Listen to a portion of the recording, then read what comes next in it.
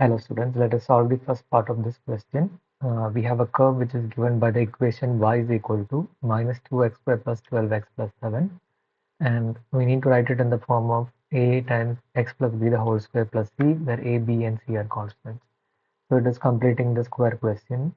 So we can take negative 2 common, so it becomes x square minus 6x, and then we have a plus 7. Now we can try to make this as a perfect square.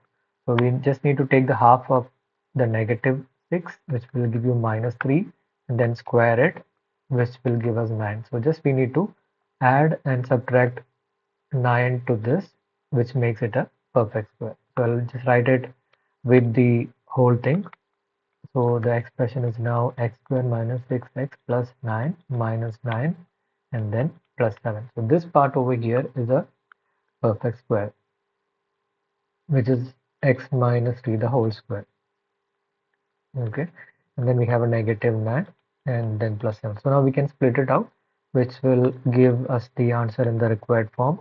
So that is x minus 3 the whole square, and the negative 2 times negative 9 will make it plus 18 and plus 7. So combining the constants, we have minus 2 times x minus 3 the whole square plus 25. So this is the final answer for this one. So here the marks are for the correct format, like if you have a value for a over here, this value, then that carries an independent mark. The method carries 1 mark and the final answer carries the accuracy mark. Okay, now let's go to part B. In part B, they are asking you to find the coordinates of P. There are many methods that we can use to solve this one. For example, you can use differentiation and equate the derivative to 0 because this is the maximum point. Or this also is in this completed square equation also is given in the form of a vertex form equation. So directly from this, we will be able to get the coordinate. The coordinate of the vertex is nothing but 3, 25. Okay, so this 3, 25 is the correct answer.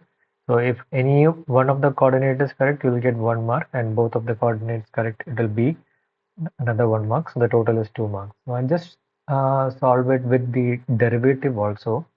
So this is our equation. The derivative of y is equal to negative 4x plus 12. And at the maximum point, we know that the derivative is equal to 0. So which gives us negative 4x plus 12 equal to 0, or 4x is equal to 12 and x is equal to 3.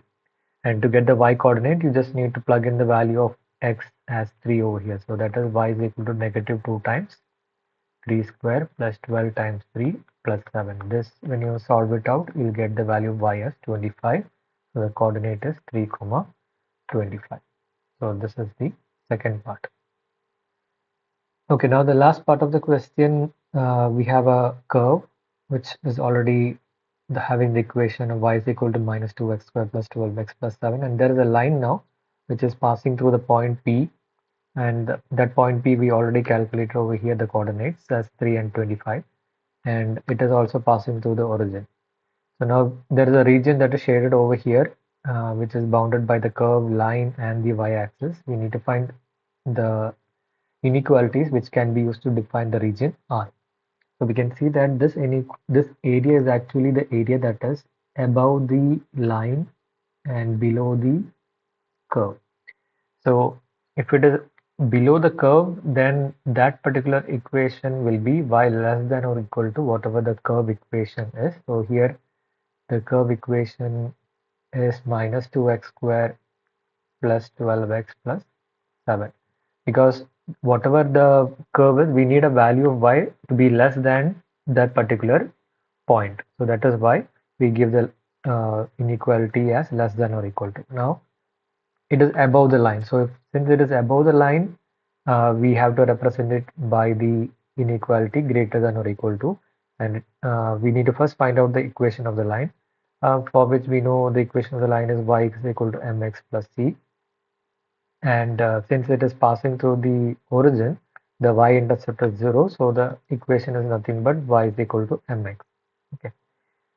How to get c as 0? Just you need to plug in the value of y as 0 and x as 0 over here, which gives us c is equal to 0. Okay, because this line passes the origin and the point P, which is 3, 25. Now to find out m, we can plug in the coordinate of P, which is 3, 25. So the x value is 3 and the y value is 25, which gives us m is equal to 25 divided by 3. So the line equation is y is equal to 25 by 3x.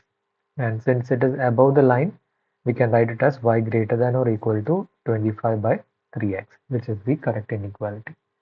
So, you can also write, since it is above the curve, because they are not asking, since it is to the right side of the region, so you can see that this particular region over here, this region is not included. So only the positive x side is only considered. So x greater than or equal to 0 also can be added. Okay. So if you write any two of this inequality, you get one independent mark. Any two of these three inequalities, you get one independent mark. And all the three inequalities will carry the second independent mark. So that is the mark distribution for this question. So I hope it was clear for you. Thank you so much.